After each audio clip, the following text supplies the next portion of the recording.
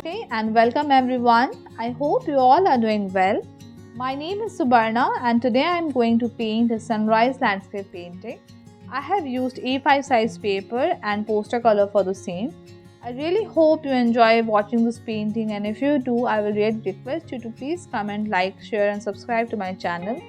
Feel free to share your feedback in the comment section so that I can get to know about your likes and dislikes, and that will keep me motivated.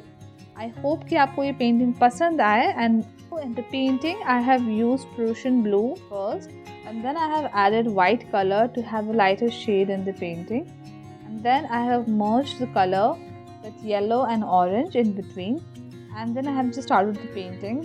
Basically I have used round brushes as well as flat brushes, and for fine line paintings I have used liner brushes as well, that is of round as well as rigger. If you really want to know about the types of brushes and all, please do let me know in the comment section so that I can get a new video according to that. And if you have any query, please do let me know in the comment section.